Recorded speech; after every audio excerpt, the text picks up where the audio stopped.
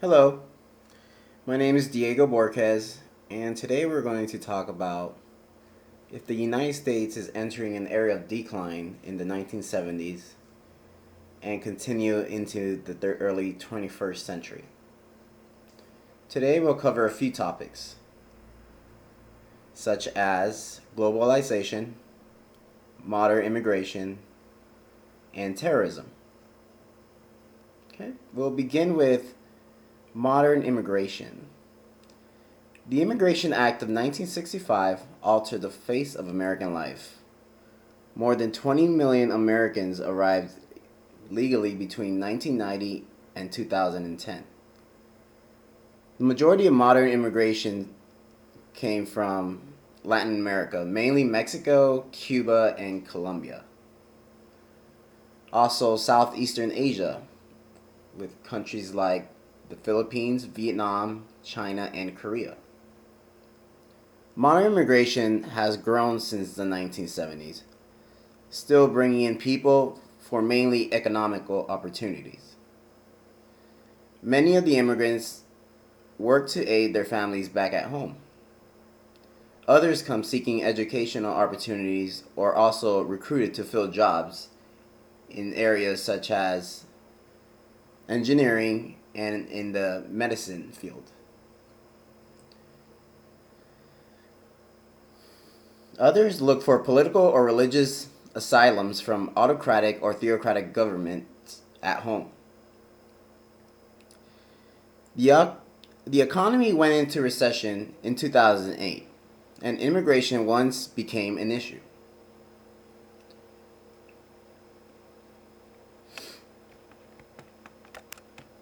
When it comes to globalization, the new modern immigration impacted the American society with new ideas and cultures.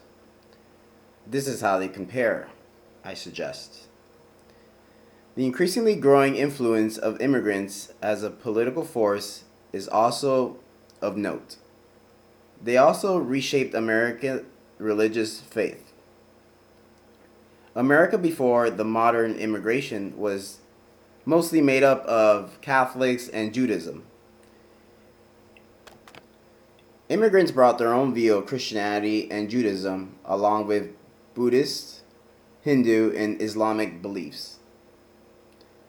There has also been an increase in activism by and on behalf of growing ethnic groups. I wouldn't necessarily say modern immigration brought a decline to the US, but it did impact many Americans finding job placement, as fewer jobs became readily available due to the increase of immigrants arriving to the United States. We turn now to globalization. As mentioned by Dr. Young, computers and the internet has completely revolutionized the way we live. One day without your phone and you're going crazy. I know I am. Social media and search engines have taken over the way we are brought up, and it's not always a good thing. For the most part, when I wake up, the first thing I do is check my phone, check all my social media, and I could probably be doing more productive things. As mentioned by Dr. Young in her podcast, computers have become an addiction in the United States, and it has a significant role in globalization. I believe once the first video game was created, Pong, which was later on attached to Atari, which made millions of dollars and was very successful, it opened up so many minds after seeing the immense success it had. In 1977 through 2010, 100,000 homes had computers. Bill Gates was a genius for making a computer software like Microsoft completely user-friendly and easier to handle. Then a man by the name of Steve Jobs created the all-famous Apple, which he made it cool and hip. Everyone wants an iPhone. In my case, I prefer my Galaxy S5, but let's face it, it's like they are all in competition for cool and hip. Steve Jobs definitely changed the way we live today. By 1999, 5 million sites were in operation, such as pornography, hate speech, and even videos on how to build an atomic bomb. That's crazy. Proof of a definite decline if you look at it in that perspective. Not exactly what you want coming from the internet. Back in the day, and when I say back in the day, I mean just a few decades ago, we would never know what people were up to. We didn't have access to more news.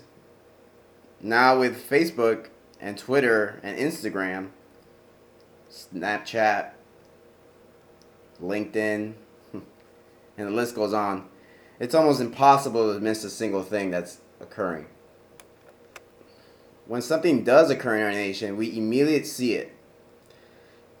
And when we see it, we usually log into our Facebook and bam, we see it. Every status update is about the same thing. It happens every huge current event. We even can communicate with celebrities and other famous people through the world of Twitter. Something that was not possible not too long ago. Now to know if it's an incline or decline, but they do have their pros and cons. Okay, so after talking about modern immigration and globalization, I wanted to veer over to a sensitive subject. Terrorism. Many Americans, before 9/11, did not have a clue about any terrorism activities. Heck, no one thought something as drastic as the 9/11 strikes were even a possibility living in the USA. We're supposed to be the strongest country in the world, right? The world changed on September 11, 2001. After the attacks, the nation was pushed into a recession, and people just seemed more alert with fears of similar occurrences. With the recession looming, George Bush did what he could by defending his proposals as a way to boost the economy and create jobs. But instead, his efforts were only managed to benefit those with a higher income. Terrorism put the nation at a decline. Modern immigration of Muslims definitely took a hit due to all the 9/11 attacks. If you looked like a Muslim, you were practically a terrorist to Americans. I know walking down the street after 9/11, when you did see a Muslim, many people just kind of, watched them closely. And it was pretty discrimination.